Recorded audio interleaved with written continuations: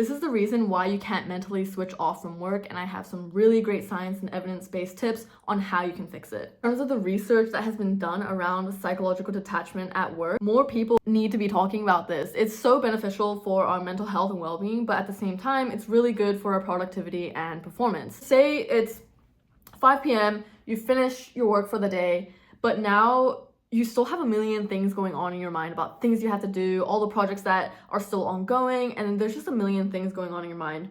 What's up, guys? I just wanted to talk about a few things. I'm just gonna eat my nachos while I talk because I'm on my lunch break right now, and I'm working from home at the moment. But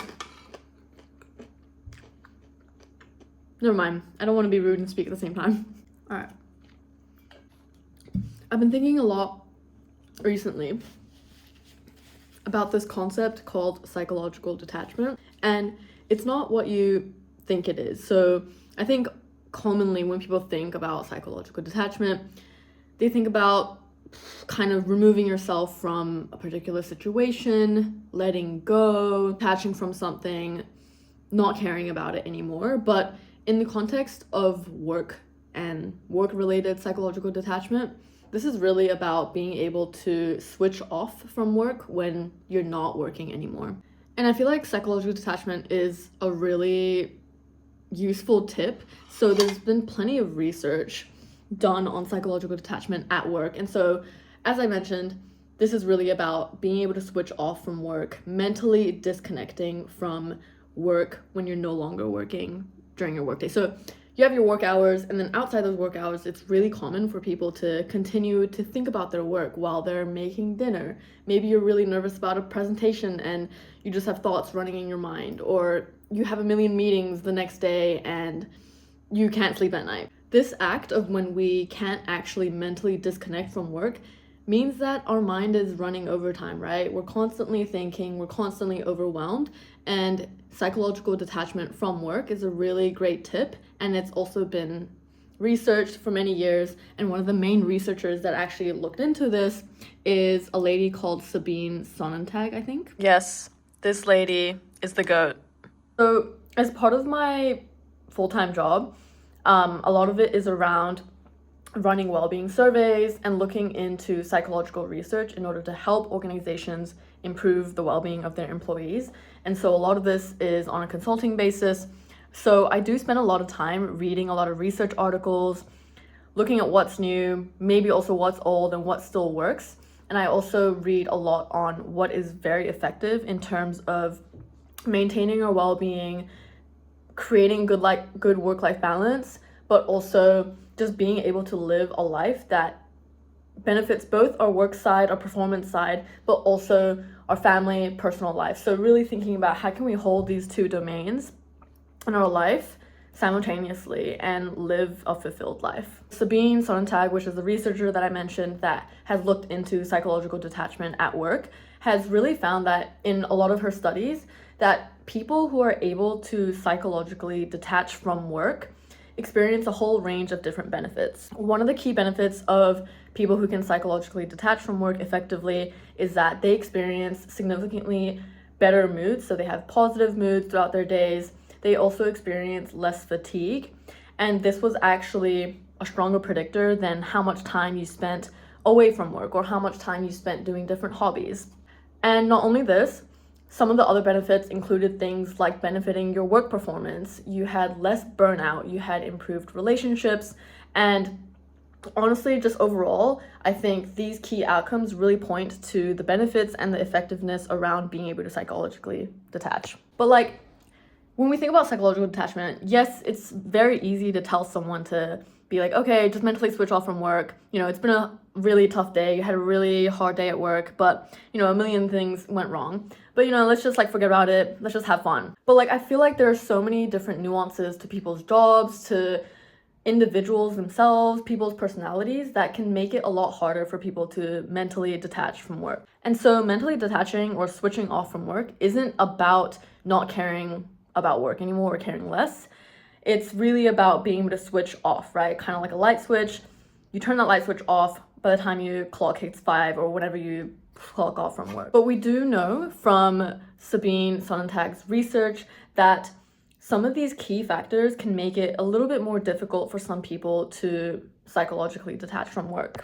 Sorry, I have to change location. The lighting was really bad. What was I talking about? Yeah, so she looked into different cases of individuals and situations in terms of people's work environment, work characteristics, or individual characteristics, and looked at the things that made it slightly harder for people to mentally disconnect from work. From her studies, what she found is that people who had really high pressure jobs, so let's think about someone who works in the medical field, that's really always on, you're 24/7 often, and you also work really long hours. So another one was long hours. So long hours, high pressure demands, but also different personal factors really impacted people's ability to mentally switch off from work. And so one of the key variables that they looked at was rumination. And so this is people's tendency to really overthink and overanalyze different situations at work. Maybe you're really prone to worrying about what you said in that meeting, and then you have those thoughts replaying in your mind, just before you go to sleep. That can make it really, really hard for someone to mentally disconnect and switch off. Kind of similar to the rumination piece is that she found that people who tend to experience really intense emotions and heightened experiences, that was also an indicator of someone finding it slightly more difficult to switch off from work. And lastly, one of the key factors that she looked at in her research was this concept called work identity or work centrality. This concept of work centrality really refers to some people out there. Well, I think it's actually a large percentage of people, including myself and people I know closely to me. So I think this affects a lot of people, but having high work centrality or work identity is really the idea that your work plays a significant role in forming who you are, in defining who you are, in defining your identity as a human being in this world. And so for many people, I think work can play a really central part of their lives. It can give them a significant sense of meaning and purpose, but at the same time, you're spending a lot of time working throughout your lives. So it's pretty understandable that someone would have high work centrality or work identity. She found that people who had high work centrality, these people found it a lot more difficult to mentally disconnect and switch off from work at the end of the workday. Given all of these different variables and different factors, even if you're someone who finds it really difficult to mentally detach, so say for example you tend to overthink a lot, or you have high work centrality, for example, here are my 3 favorite tips that can actually help you psychologically detach and mentally switch off from work. So I used to find this really difficult personally because I was someone who tended to ruminate kind of often as well, and I also had really high work centrality. Regardless, I struggled a lot in terms of just being able to not think about work after work hours. And I'm not saying that this is the best way to go about managing your personal boundaries and whatnot, but I'm just here to say that there is evidence around some of the psychological benefits of being able to mentally switch off from work. My first favorite tip in terms of mentally switching off from work is scheduling fun activities during the work week. And I feel like everyone says this, but this is actually really, really helpful. So it gives you something to look forward to, but also at the same time, if you do something that you really enjoy, so say for example, it's like a sport, or maybe you're really into art or something, if you actually proactively schedule that time into your calendar, you're much more likely to do it. So for example, okay, I'm gonna go play badminton with my friends Wednesday night, and you book that out in advance. And just engaging in these activities that you find joy in really puts you in a state of flow state. It allows you to not even think about work because you're in a completely different headspace and you're completely just in the zone of what you're doing. And so really engaging and immersing yourself into those experiences can be a really, really helpful tip. My second tip to help with psychological detachment at work is about setting clear boundaries. Now, this one might be a little bit more difficult if you have really strict policies in your workplace, but thankfully my workplace is pretty flexible, and so we actually have a no email policy. It's not really a policy, it's honestly just a standard at this point. No one really emails anyone outside work hours, and importantly, we don't expect anyone to respond outside of the work hours. I think just setting up these practices really helps to kind of normalize that, okay, hey, we're not expected to, be switched on for work or be readily available for work outside of our work hours. Some jobs might be different, but for my experience, that's kind of what it looked like. But at the same time, another example of where I was able to kind of set some clear boundaries was also physically, but also digitally. So I have a work phone, but I also have my personal phone, and on my personal phone, I had my Teams and my Outlook. And there were many times, like on the weekend, I would check my emails or I would check my Teams messages and stuff like that, just because I was thinking about work. But I've started to kind of let go of that because I already have a work phone anyways with all those apps in it.